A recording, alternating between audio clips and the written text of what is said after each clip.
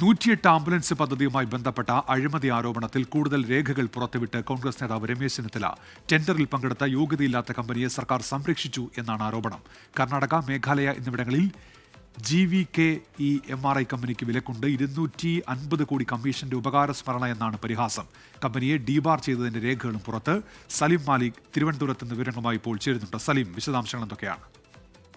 108 ആംബുലൻസുമായി ബന്ധപ്പെട്ടത് കഴിഞ്ഞ ഒന്നാം പിണറായി സർക്കാരിന്റെ കാലത്തായിരുന്നു ആദ്യം അഴിമതി നടന്നത് എന്ന് ചൂണ്ടിക്കാണിച്ച് നേരത്തെ രമേശ് ചെന്നിത്തല കുറച്ച് വിവരങ്ങൾ പുറത്തുവിട്ടിരുന്നു. അതിന് പിന്നാലെയാണ് രേഖകളടക്കം നിലവിൽ അതുമായി ബന്ധപ്പെട്ട ആരോപണങ്ങൾ വീണ്ടും രമേശ് ചെന്നിത്തല ആവർത്തിക്കുന്നത്. ഇപ്പോൾ പുറത്തുവിടുന്നത് ഈ കമ്പനിയുമായി ബന്ധപ്പെട്ട അതിന്റെ അയോഗ്യതകൾ സർക്കാർ മറച്ചുവെക്കുകയും സർക്കാർ കമ്പനിയെ സംരക്ഷിക്കുകയും ചെയ്തു എന്നുള്ളൊരു ഗുരുതരമായ ആരോപണമാണ്. GVKE-MRI എന്ന കമ്പനിയാണ് 108 ആംബുലൻസുമായി ബന്ധപ്പെട്ട നടത്തിപ്പിന് ടെൻഡർ നേടിയത്. അതുമായി ബന്ധപ്പെട്ട് ആദ്യഘട്ടത്തിൽ തന്നെ ഈ 2020-2025 കാലഘട്ടത്തിൽ ഇതുമായി ബന്ധപ്പെട്ട ടെൻഡർ നൽകിയിരുന്നത് 517 കോടി രൂപയ്ക്കായിരുന്നു. 316 ആംബുലൻസുകളുടെ നടത്തിപ്പായിരുന്നു സെക്കന്ദരാബാദ് ആസ്ഥാനമായ ഈ കമ്പനിക്ക് നൽകിയിരുന്നത്. എന്നാൽ ഇപ്പോൾ 2025-30 കാലഘട്ടത്തിൽ 335 ആംബുലൻസുകൾ 19 ആംബുലൻസുകൾ കൂടുകയും ചെയ്തു. പക്ഷേ അപ്പോൾ 293 കോടി രൂപ മാത്രമാണ് ടെൻഡർ ചെയ്തിരിക്കുന്നത്. കാലവും അതിന്റെ ചിലവും കൂടിയിട്ടും നിലവിൽ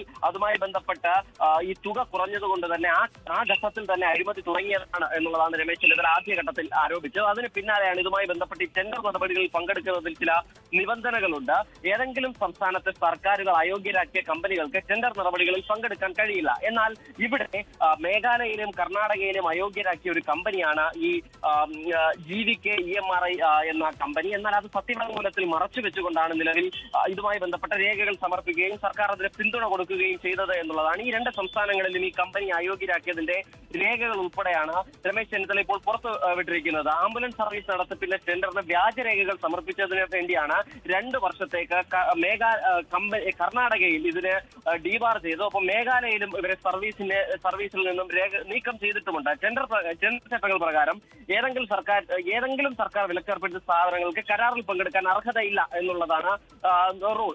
ഇത് മറച്ചു വെക്കാൻ വേണ്ടി സുപ്രധാനമായ വിവരങ്ങൾ മറച്ചുവെക്കുകയും അധികൃതരെ തെറ്റിദ്ധരിപ്പിക്കുകയും ചെയ്തു എന്നുള്ളത് കൊണ്ട് ഒരു മെഡിക്കൽ സർവീസ് കോർപ്പറേഷന് നേരിട്ട പരാതിയും ലഭിച്ചിരുന്നു. ആ പരാതിയും മറച്ചുവെച്ചുകൊണ്ടാണ് ടെൻഡറിൽ പങ്കെടുത്തത് എന്നുള്ളതിന്റെ ഉൾപ്പെടെയുള്ള രേഖകളാണ്. ഗുരുതരമായ ആരോപണമാണ് അതുമായി ബന്ധപ്പെട്ട് രമേശ് ചെന്നിത്തല ഉന്നയിക്കുകയും ചെയ്യുന്നുണ്ട്. ഇപ്പോൾ ഈ ടെൻഡറിനൊപ്പം തന്നെ കമ്പനി സമർപ്പിച്ച രേഖകളിലും കർണാടകയിൽ പദ്ധതി സജീവമാണ് എന്ന് രേഖപ്പെടുത്തിയിരുന്നു. കർണാടകയിൽ പക്ഷേ നേരത്തെ തന്നെ ഡീബാർ ചെയ്യുകയും ചെയ്തു. അങ്ങനെ ടെൻഡർ നടപടികളിൽ അതുമായി ബന്ധപ്പെട്ട വിലക്കുകൾ മറച്ചുവെച്ചു. അതല്ലാതെ തന്നെ വ്യാജമായ കാര്യങ്ങൾ പ്രചരിപ്പിച്ചു എന്നതുൾപ്പെടെയുള്ള പരാതിയാണ് രമേശ് ചെന്നിത്തല ഇപ്പോൾ ഉന്നയിക്കുകയും ചെയ്യുന്നത്. ഗുരുതരമായ ഒരു ആരോപണമാണ് ആ നിലയിൽ അതുമായി ബന്ധപ്പെട്ട് ഉയർന്നു വരുന്നത്.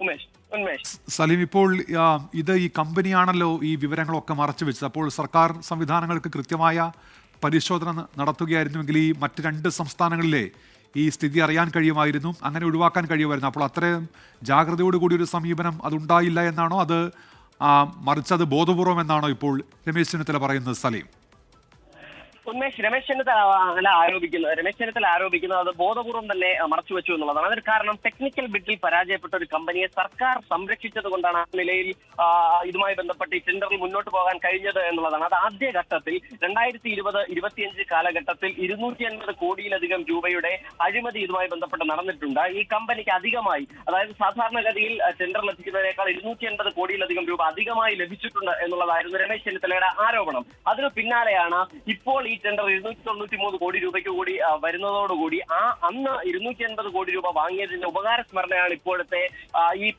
മതിയായ പരിശോധനയില്ലാതെ ഈ കമ്പനിക്ക് ടെൻഡർ നൽകിയത് എന്നുള്ളതാണ് രമേശ് ചെന്നിത്തല ആരോപിക്കുകയും ചെയ്യുന്നത്. അതുമായി ബന്ധപ്പെട്ട് ഈ സർക്കാർ സാധാരണഗതിയിൽ ഒരു പരിശോധന നടത്തിയില്ല എന്നുള്ളത് മാത്രമല്ല, ടെൻഡർ ചട്ടങ്ങളൊന്നും ഇതിൽ പരിഗണിക്കപ്പെട്ടിട്ടുമില്ല എന്നുള്ളത് കൂടി രമേശ് ചെന്നിത്തല ആരോപിക്കുന്നുണ്ട്.